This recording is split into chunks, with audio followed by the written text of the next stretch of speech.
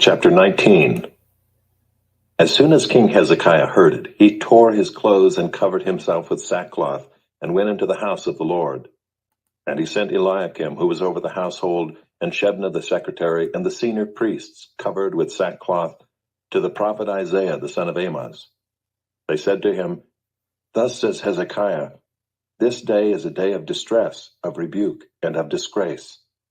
Children have come to the point of birth, and there is no strength to bring them forth. It may be that the Lord your God heard all the words of the Rabshakeh, whom his master the king of Assyria has sent to mock the living God, and will rebuke the words that the Lord your God has heard. Therefore lift up your prayer for the remnant that is left. When the servants of King Hezekiah came to Isaiah, Isaiah said to them, Say to your master, Thus says the Lord, Do not be afraid because of the words that you have heard, with which the servants of the king of Assyria have reviled me. Behold, I will put a spirit in him, so that he shall hear a rumor and return to his own land. And I will make him fall by the sword in his own land. The Rabshakeh returned and found the king of Assyria fighting against Libnah, for he heard that the king had left Lachish.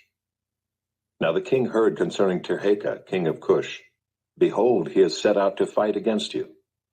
So he sent messengers again to Hezekiah, saying, Thus shall you speak to Hezekiah king of Judah. Do not let your God in whom you trust deceive you by promising that Jerusalem will not be given into the hand of the king of Assyria. Behold, you have heard what the kings of Assyria have done to all lands, devoting them to destruction. And shall you be delivered? Have the gods of the nations delivered them, the nations that my fathers destroyed, Gozan, Haran, Rezeph, and the people of Eden who were in Telassar? Where is the king of Hamath, the king of Arpad, the king of the city of Sepharvaim, the king of Hena, or the king of Ivah? Hezekiah received the letter from the hand of the messengers and read it. And Hezekiah went up to the house of the Lord and spread it before the Lord.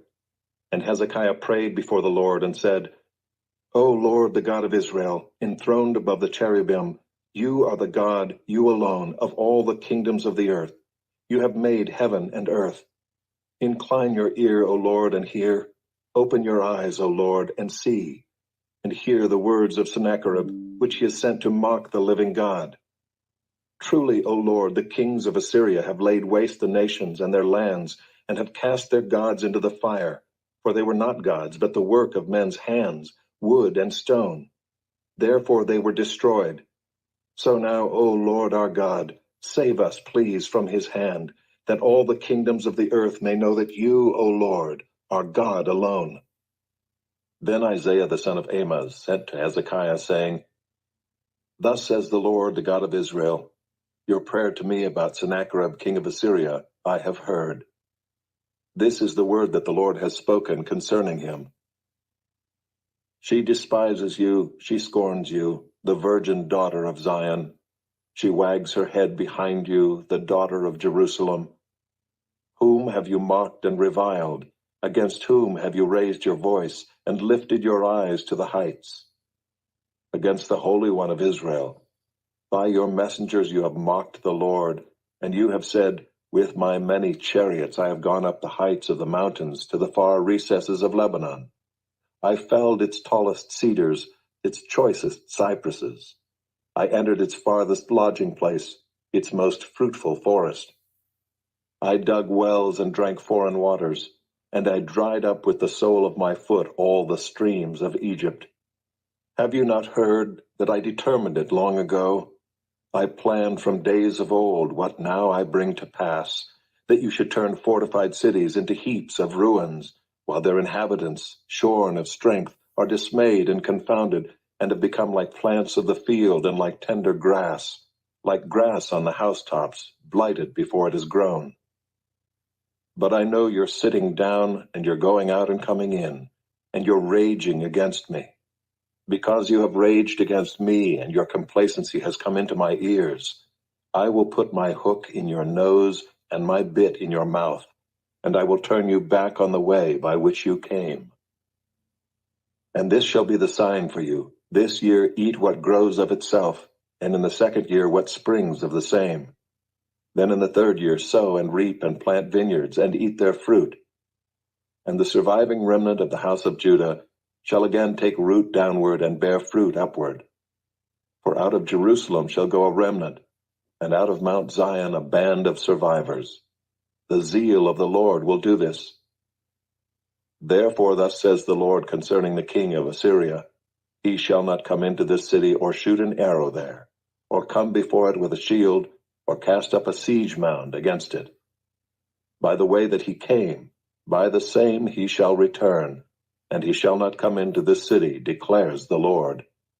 For I will defend this city to save it, for my own sake, and for the sake of my servant David. And that night the angel of the Lord went out and struck down 185,000 in the camp of the Assyrians. And when people arose early in the morning, behold, these were all dead bodies. Then Sennacherib king of Assyria departed and went home and lived at Nineveh. And as he was worshipping in the house of Nisroch his god, Adramelech and Sharezer his sons struck him down with the sword and escaped into the land of Ararat. And Esarhaddon his son reigned in his place. The letter to the Hebrews. Chapter 1. Long ago, at many times, and in many ways, God spoke to our fathers by the prophets. But in these last days he has spoken to us by his Son, whom he appointed the heir of all things, through whom also he created the world. He is the radiance of the glory of God, and the exact imprint of his nature, and he upholds the universe by the word of his power. After making purification for sins, he sat down at the right hand of the Majesty on high, having become as much superior to angels as the name he has inherited is more excellent than theirs. For to which of the angels did God ever say, "You are my son, today I have begotten you"? Or again, "I will be to him a father, and he shall be to me a son"? And again, when he brings the firstborn into the world, he says, "Let all God's angels worship him." Of the angels, he says, "He makes his angels winds, and his ministers a flame of fire." But of the Son, he says, "Your throne, O God, is forever and ever. The scepter of uprightness is the scepter of your kingdom. You have loved righteousness and hated wickedness. Therefore God, your God, has anointed you with the oil of gladness beyond your companions. And you, Lord, laid the foundation of the earth in the beginning, and the heavens are the work of your hands. They will perish, but you remain. They will all wear out like a garment. Like a robe, you will roll them up. Like a garment, they will be changed. But you are the same, and your years will have no end. And to which of the angels has he ever said, "Sit at my right hand, until I make your enemies a footstool for your feet"? Are they not all ministering spirits sent out to serve for the sake of those who are to inherit salvation? Chapter 12. Ephraim feeds on the wind and pursues the east wind all day long. They multiply falsehood and violence. They make a covenant with Assyria, and oil is carried to Egypt.